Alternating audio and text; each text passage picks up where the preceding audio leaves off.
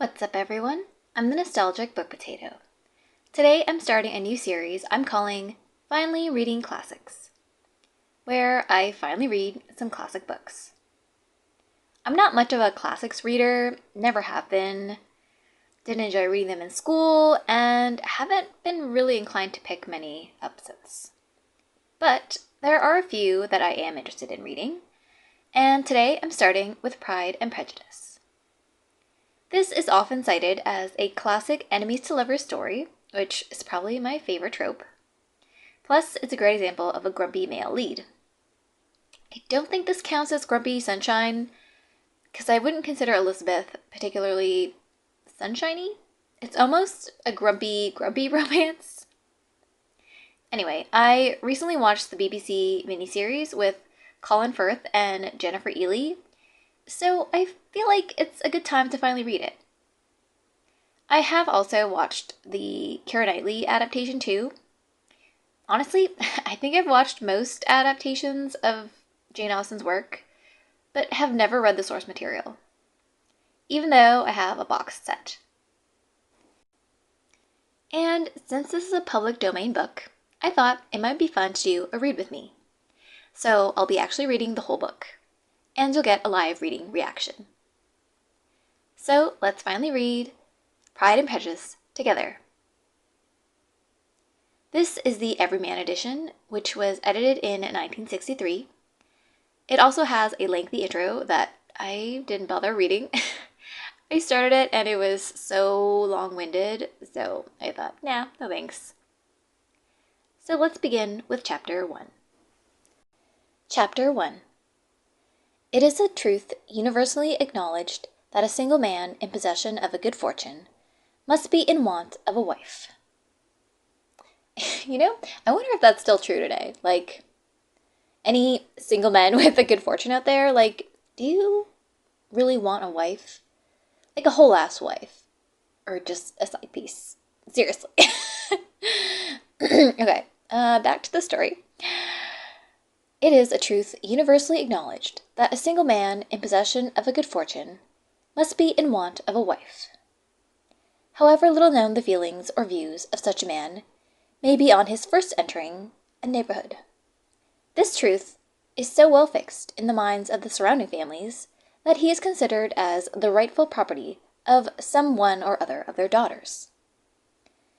"My dear Mr. Bennet," said his lady to him one day, "have you heard that Netherfield Park is let at last?" Mr. Bennet replied that he had not. "But it is," returned she, "for Mrs. Long has just been there, and she told me all about it." Mr. Bennet made no answer. "Do you not want to know who has taken it?" cried his wife impatiently. "You want to tell me, and I have no objection to hearing it." This was invitation enough. "Why, my dear, you must know. Mrs. Long says that Netherfield is taken by a young man of large fortune from the north of England, that he came down on Monday in a chaise and four to set the place, and was so much delighted with it that he agreed with Mr. Norris immediately, that he is to take possession before Michaelmas, and some of his servants are to be in the house by the end of the week. What is his name? Bingley. Is he married or single? Oh, single, my dear. To be sure. A single man of large fortune. 4,000 or 5,000 a year. What a fine thing for our girls. How so? How can it affect them? My dear Mr. Bennet, replied his wife, how can you be so tiresome? You must know that I am thinking of his marrying one of them. Is that his design in settling here? Design? Nonsense! How can you talk so? But it is very likely that he may fall in love with one of them, and therefore you must visit him as soon as he comes. I see no occasion for that. You and the girls may go, or you may send them by themselves, which perhaps will be still better, for as you are as handsome as any of them, Mr. Bingley might like you the best of the party. That's cute. My dear, you flatter me. I certainly have had my share of beauty, but I do not pretend to be anything extraordinary now. When a woman has 5 grown-up daughters, she ought to give over thinking of her own beauty. In such cases, a woman has not often much beauty to think of. But, my dear, you must indeed go, and see Mr. Bingley when he comes into the neighbourhood. It is more than I engage for, I assure you. But consider your daughters. Only think what an establishment it would be for one of them. Sir William and Lady Lucas are determined to go, merely on that account. For in general, you know, they visit with no newcomers. Indeed, you must go, for it will be impossible for us to visit him if you do not. You are over-scrupulous, surely. I dare say Mr. Bingley will be very glad to see you. And I will send a few lines by you to assure him of my hearty consent to his marrying whichever he chooses of our girls, though I must throw in a good word for my little Lizzie. I desire you will do no such thing. Lizzie is not a bit better than the others, and I am sure she is not half so handsome as Jane, nor half so good as humoured as Lydia. But you are always giving her the preference. They have none of them much to recommend them, replied he. They are all silly and ignorant, like other girls. But Lizzie has something more of quickness than her sisters. Mr. Bennet, how can you abuse your own children in such a way? You take delight in vexing me. You have no compassion on my poor nerves. You mistake me, my dear. I have a high respect for your nerves. They are my old friends. I have heard you mention them with consideration these 20 years at least. Ah, you do not know what I suffer. But I hope you will get over it, and live to see many young men of 4,000 a year come into the neighbourhood. It will be no use to us if 20 such should come, since you will not visit them. Depend on it, my dear, that when they are 20, I will visit them all. Mr. Bennet was so odd a mixture of quick parts, sarcastic humour, reserve, and caprice, and the experience of 23 years had been insufficient to make his wife understand his character. Her mind was less difficult to develop. She was a woman of mean understanding, little information, and uncertain temper. When she was discontented, she fancied herself nervous. The business of her life was to get her daughters married. Its solace was visiting and news. All right, so that's chapter 1. I really like the banter between Mr. and Mrs. Bennet. I think they're really cute. Chapter 2. Mr. Bennet was among the earliest of those who waited on Mr. Bingley. He had always intended to visit him, though to the last always assuring his wife that he should not go. Until the evening after the visit was paid, she had no knowledge of it. It was then disclosed in the following manner.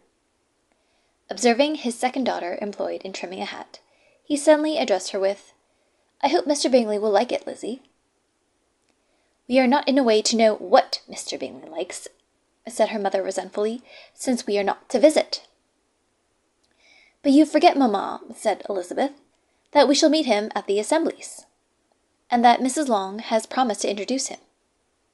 I do not believe Mrs. Long will do any such thing. She has 2 nieces of her own. She is a selfish, hypocritical woman, and I have no opinion of her." "No more have I," said Mr. Bennet, "and I am glad to find that you do not depend on her serving you." Mrs. Bennet deigned not to make any reply, but unable to contain herself, began scolding one of her daughters. "Don't keep coughing so, Kitty, for heaven's sake! Have a little compassion on my nerves. You tear them to pieces." "Kitty has no discretion in her coughs," said her father. "She times them ill." "I do not cough for my own amusement," replied Kitty fretfully. "When is your next ball to be, Lizzie?" "Tomorrow fortnight." "Ay, so it is," cried her mother, "and Mrs. Long does not come back till the day before, so it will be impossible for her to introduce him, for she will not know him herself." "Then, my dear, you may have the advantage of your friend, and introduce Mr. Bingley to her." "Impossible, Mr. Bennet, impossible! When I am not acquainted with him myself, how can you be so teasing?" "I honour your circumspection. A fortnight's acquaintance is certainly very little. One cannot know what a man really is by the end of a fortnight. But if we do not venture, somebody else will, and after all, Mrs. Long and her nieces must stand their chances. And therefore, as she will think it an act of kindness if you decline the office, I will take it on myself." The girls stared at their father. Mrs. Bennet said only, "Nonsense, nonsense!" "What can be the meaning of that emphatic exclamation?" cried he. "Do you consider the forms of introduction and the stress that is laid on them as nonsense?" "I cannot quite agree with you there." "What say you, Mary? For you are a young lady of deep reflection, I know, and read great books, and make extracts." Mary wished to say something very sensible, but knew not how. "While Mary is adjusting her ideas," he continued, "let us return to Mr. Bingley." "I am sick of Mr. Bingley," cried his wife. "I am sorry to hear that. But why did not you tell me so before? If I had known as much this morning, I certainly would not have called on him." "It is very unlucky, but I have actually paid the visit. We cannot escape the acquaintance now." The astonishment of the ladies was just as he wished. That of Mrs. Bennet perhaps surpassing the rest. Though when the first tumult of joy was over, she began to declare that it was what she had expected all the while. "How good it was in you, my dear Mr. Bennet! But I knew I should persuade you at last. I was sure you loved your girls too well to neglect such an acquaintance. Well, how pleased I am! And it is such a good joke, too, that you should have gone this morning, and never said a word about it until now." "Now, Kitty, you may cough as much as you choose," said Mr. Bennet. And as he spoke, he left the room, fatigued with the raptures of his wife. "What an excellent father you have, girls," she said, when the door was shut. "I do not know how you will ever make him amends for his kindness, or me either, for that matter. At our time of life it is not so pleasant, I can tell you, to be making a new acquaintance every day, but for your sakes we would do anything. Lydia, my love, though you are the youngest, I dare say Mr. Bingley would dance with you at the next ball." "Oh," said Lydia stoutly, "I am not afraid, for though I am the youngest, I'm the tallest." The rest of the evening was spent in conjecturing how soon he would return Mr. Bennet's visit, and determining when they should ask him to dinner. Okay, that's chapter 2. Chapter 3. Not all that Mrs. Bennet, however, with the assistance of her 5 daughters, could ask on the subject was sufficient to draw from her husband any satisfactory description of Mr. Bingley. They attacked him in various ways, with barefaced questions, ingenious suppositions, and distant surmises. But he eluded the skill of them all, and they were at last obliged to accept the second-hand intelligence of their neighbour, Lady Lucas. Her report was highly favourable. Sir William had been delighted with him. He was quite young, wonderfully handsome, extremely agreeable, and to crown the whole, he meant to be at the next assembly with a large party. Nothing could be more delightful. To be fond of dancing was a certain step towards falling in love, and very lively hopes of Mr. Bingley's heart were entertained. I think that's an interesting line. To be fond of dancing was a certain step towards falling in love. Because, in a lot of historical romance, and, I don't know, even fantasy romance, there's, always a dancing scene. Because, that's when the characters can, be physically close to each other and, talk in, an intimate way without it, actually, being intimate. So, I don't know. I think that's an interesting line. Anyway. "If I can but see one of my daughters happily settled at Netherfield," said Mrs. Bennet to her husband, "and all the others equally well married, I shall have nothing to wish for." In a few days, Mr. Bingley returned Mr. Bennet's visit, and sat about 10 minutes with him in his library. He had entertained hopes of being admitted to a sight of the young ladies, of whose beauty he had heard much. But he only saw the father. The ladies were somewhat more fortunate, for they had the advantage of ascertaining from an upper window that he wore a blue coat and rode a black horse. An invitation to dinner was soon afterwards dispatched, and already had Mrs. Bennet planned the courses that were to do credit to her housekeeping, when an answer arrived which deferred it all. Mr. Bingley was obliged to be in town the following day, and consequently unable to accept the honour of their invitation.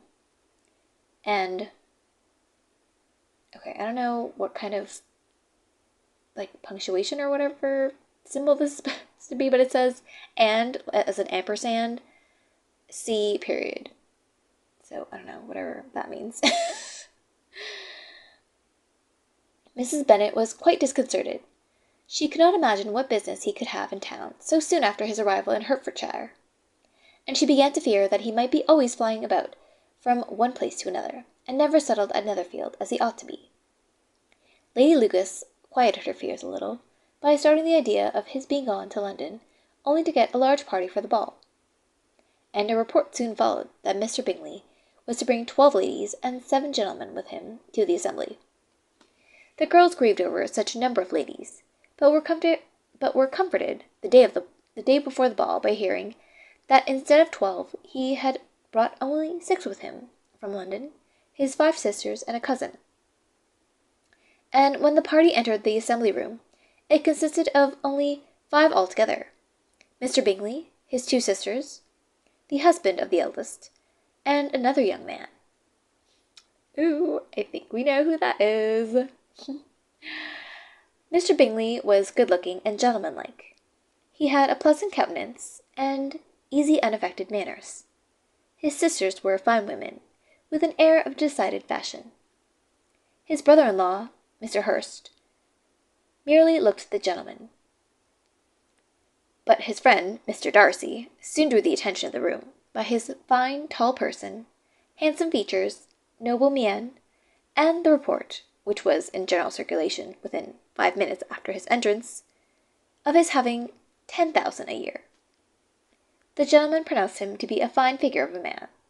The ladies declared he was much handsomer than Mr. Bingley, and he was looked at with great admiration for about half the evening, till his manners gave a disgust, which turned the tide of his popularity, for he was discovered to be proud, to be above his company, and above being pleased. And not all his large estate in Derbyshire could then save him from having a most forbidding, disagreeable countenance, and being unworthy to be compared with his friend. Mr. Bingley had soon made himself acquainted with all the principal people in the room. He was lively and unreserved, danced every dance, was angry though the ball closed so early, and talked of giving one himself at Netherfield. Such amiable qualities must speak for themselves. What a contrast between him and his friend! Mr. Darcy danced only once with Mrs. Hurst, and once with Miss Bingley, declined being introduced to any other lady, and spent the rest of the evening in walking about the room, speaking occasionally to one of his own party. His character was decided. He was the proudest, most disagreeable man in the world, and everybody had hoped that he would never come there again. Amongst the most violent against him was Mrs. Bennet, whose dislike of his general behaviour was sharpened into particular resentment by his having slighted one of her daughters. Elizabeth Bennet had been obliged, by the scarcity of gentlemen, to sit down for 2 dances, and during part of that time Mr. Darcy had been standing near enough for her to overhear a conversation between him and Mr. Bingley, who had came from the dance for a few minutes to press his friend to join it. "Come, Darcy," he said, "I must have you dance. I hate to see you standing about by yourself in this stupid manner. You had much better dance." "I certainly shall not. You know how I detest it, unless I am particularly acquainted with my partner. And at such an assembly as this, it would be insupportable. Your sisters are engaged, and there is not another woman in the room whom it would not be a punishment to me to stand up with. Wow, he really is rude. I would not be so fastidious as you are, cried Bingley. For a kingdom! Upon my honour, I never met with so many pleasant girls in my life as I have this evening, and there are several of them, you see, uncommonly pretty. You are dancing with the only handsome girl in the room, said Mr. Darcy, looking at the eldest Miss Bennet. Oh, she is the most beautiful creature I ever beheld. But there is one of her sisters sitting down just behind you, who is very pretty, and, I dare say, very agreeable. Do let me ask my partner to introduce you. Which do you mean? And turning round, he looked for a moment at Elizabeth, till catching her eye, he withdrew his own, and coldly said, She is tolerable, but not handsome enough to tempt me, and I am in no humour at present to give consequence to young ladies who are slighted by other men. You had better return to your partner and enjoy her smiles, for you are wasting your time with me. Mr. Bingley followed his advice. Mr. Darcy walked off, and Elizabeth remained with no very cordial feelings towards him. She told the story, however, with great spirit among her friends, for she had a lively, playful disposition, which delighted in anything ridiculous. Okay, so I guess I have to take back what I said about her not being sunshiny, so I guess this is like the original Grumpy Sunshine Romance, then. The evening altogether passed off pleasantly to the whole family. Mrs. Bennet had seen her eldest daughter much admired by the Netherfield party. Mr. Bingley had danced with her twice, and she had been distinguished by his sisters. Jane was as much gratified by this as her mother could be, though in a quieter way. Elizabeth felt Jane's pleasure. Mary had heard herself mentioned to Miss Bingley as the most accomplished girl in the neighbourhood, and Catherine and Lydia had been fortunate enough to be never without partners, which was all that they had yet learned to care for at a ball. They returned, therefore, in good spirits to Longbourn, the village where they lived, and of which they were the principal inhabitants. They found Mr. Bennet still up. With the book he was regardless of time, and on the present occasion he had a good deal of curiosity as to the events of an evening which had raised such splendid expectations. He had rather hoped that all his wife's views on the stranger would be disappointed, but he soon found out that he had a very different story to hear.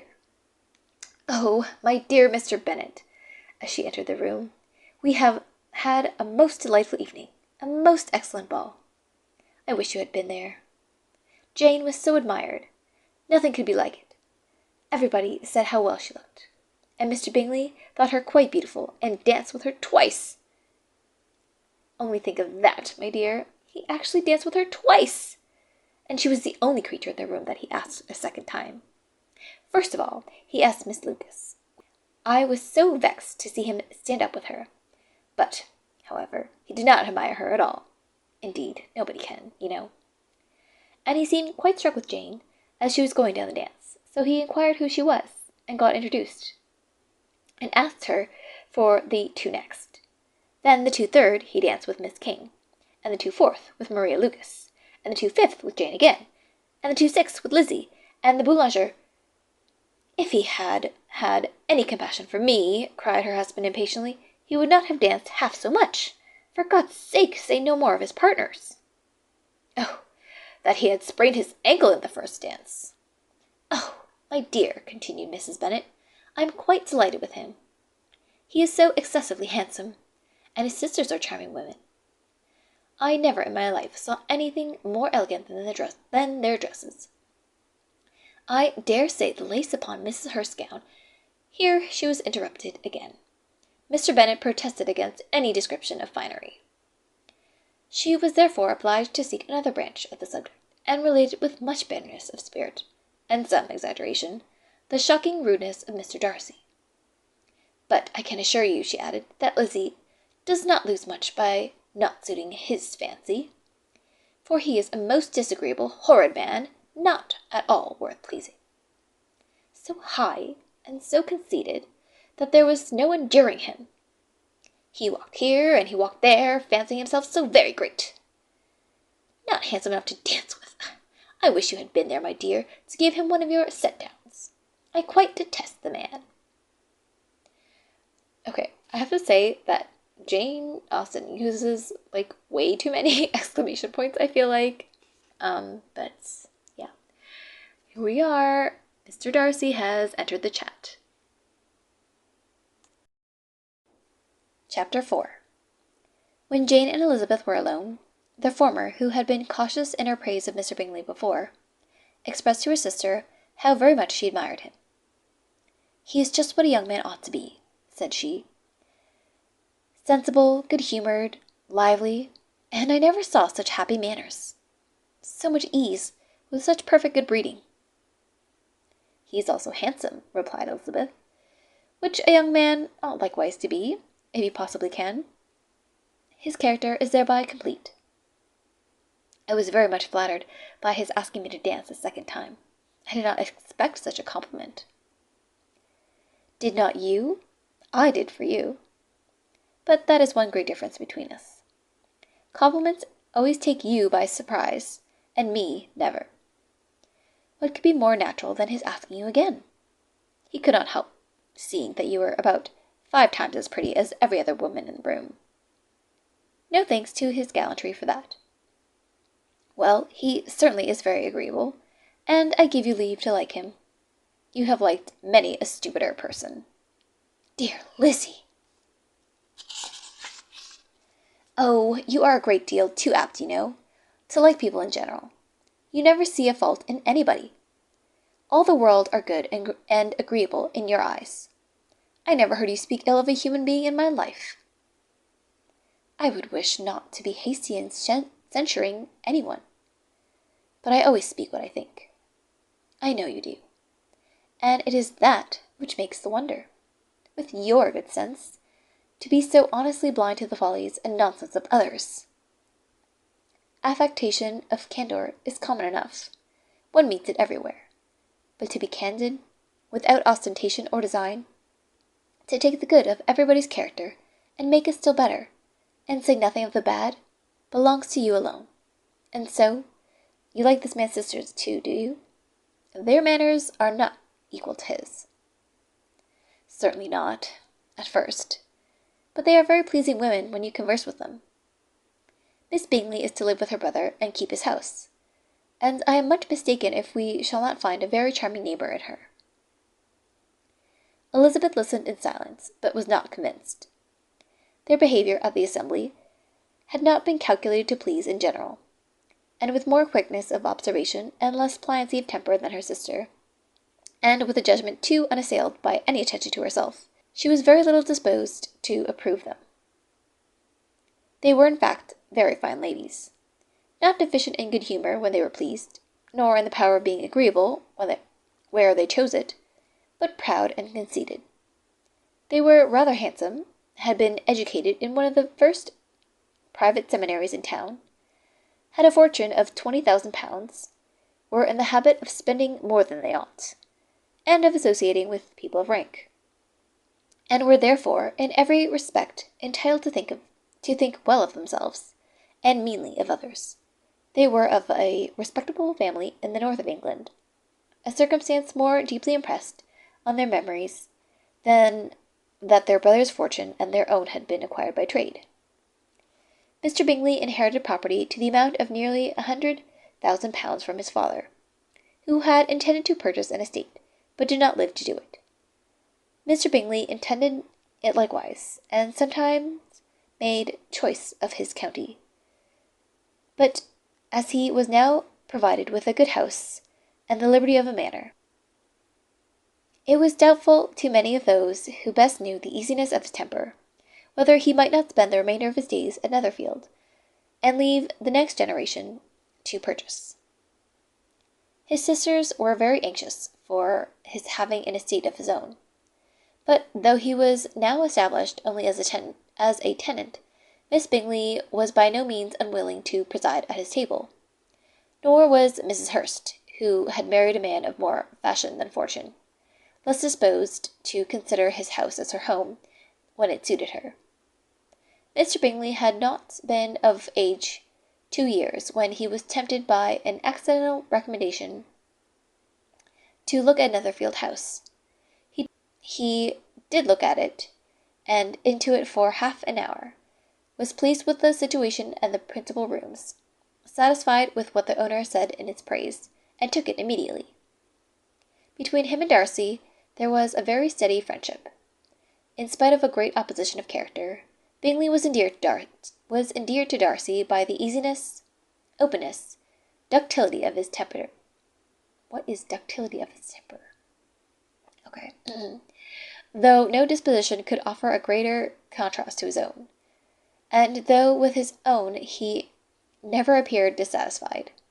On the strength of Darcy's regard, Bingley had the firmest reliance, and of his judgment the highest opinion.